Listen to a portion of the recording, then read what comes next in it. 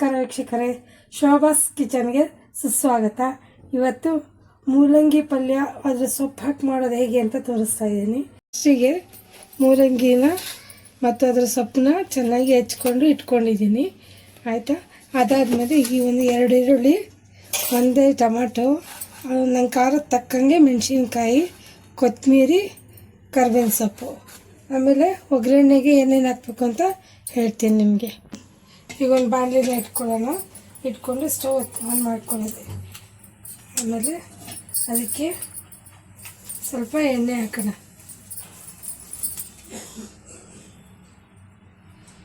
ಎಣ್ಣೆ ಹಾಕಿಬಿಟ್ಟು ಎಣ್ಣೆ ಬಿಸಿ ಆಗಂಟ ಸ್ವಲ್ಪ ಬಿಡೋಣ. ಎಣ್ಣೆ ಬಿಸಿ ಆಗಬೇಕು. ಎಣ್ಣೆ ಕಾದಿದೆ. ಈಗ ಅದಕ್ಕೆ ನಾವು ಸಾಸಿವೆ ಹಾಕೋಣ. ಸ್ವಲ್ಪ ಸಾಸಿವೆ,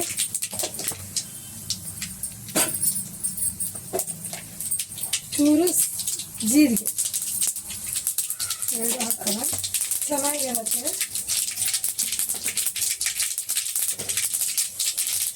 ಅದು ಚಟಪಟ ಸಿಡಿದ್ಮೇಲೆ ಈಗ ಕರ್ಬೇವಿನ ಸೊಪ್ಪು,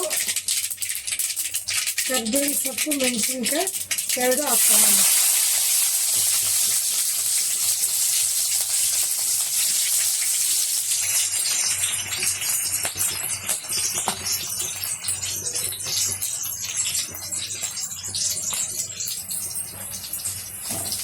ಎರಡು ಹಾಕಿದ್ರೆ ನೋಡಿ ಈ ಥರ ಇದಾದ್ಮೇಲೆ ಸ್ವಲ್ಪ ಎಣ್ಣೆಯಲ್ಲಿ ಈಗ ಈರುಳ್ಳಿ ಹಾಕೊಳ್ಳೋಣ. ಈರುಳ್ಳಿ ಎಣ್ಣೆಯಲ್ಲಿ ಚೆನ್ನಾಗಿ ಕೆಂಪಾಗಬೇಕು.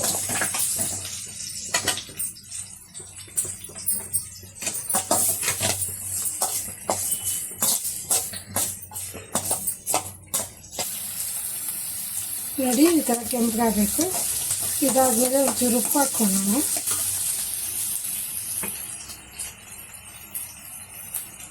ಸ್ವಲ್ಪ ಉಪ್ಪು ಹಾಕೋಣ, ಜಾಸ್ತಿ ಬೇಡ.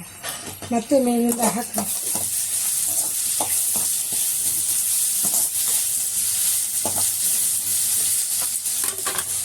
ಇದಾದ್ಮೇಲೆ ಮೂಲಂಗಿ ಹಾಕೊಳ್ಳೋಣ. ಮೂಲಂಗಿ ಮತ್ತು ಸೊಪ್ಪು ಹೆಚ್ಚಿಟ್ಟಿದ್ವಲ್ಲ ಅದು ತೊಳ್ಕೊಂಡು ಹಾಕೊಳ್ಳೋಣ. ತೊಳೆದಿದ್ದೀನಿ, ಮೊದಲು ಹಾಕೊಳ್ಳೋಣ.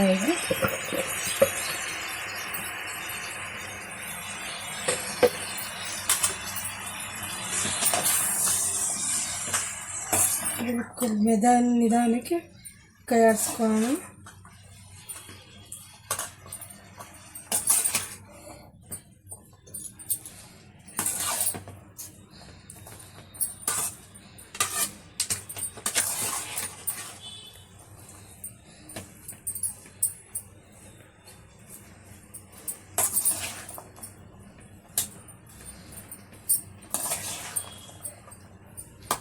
ಹೀಗೆ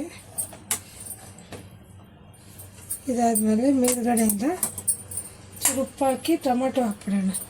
ಫಸ್ಟ್ ಟೊಮೆಟೊ ಹಾಕ್ಕೊಳ್ಳೋಣ. ಒಂದೇ ಒಂದು ಟೊಮೆಟೊ ನೋಡಿ ಹಾಕ್ಕೊಳ್ಳೋಣ ಟೇಸ್ಟಿಗೆ. ಅದಾದಮೇಲೆ ಆಡಿಸ್ಕೊಂಡು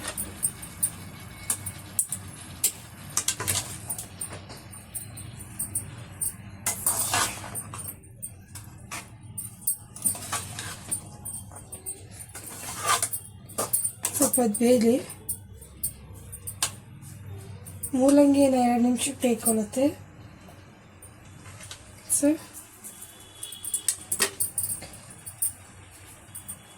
ಉಪ್ಪು ಟೇಸ್ಟಿಗೆ ಸಾಕು. ಮೊದಲೇ ಒಂಚೂರು ಹಾಕಿದ್ವಿ, ಸಾಕು.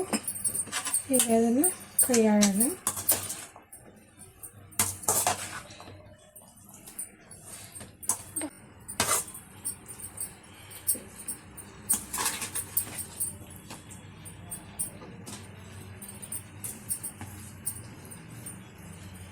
ಈಗ ಇದ್ರ ಮೇಲೆ ಮುಚ್ಕೊಳ್ಳೋಣ.